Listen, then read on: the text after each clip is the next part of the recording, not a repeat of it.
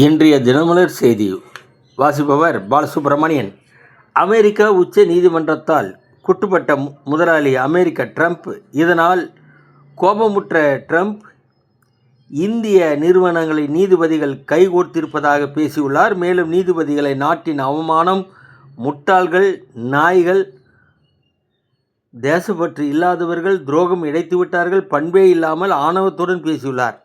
இதற்கு அமெரிக்க உச்ச நீதிமன்ற நீதிபதிகளின் மனநிலை எப்படி இருக்கும்?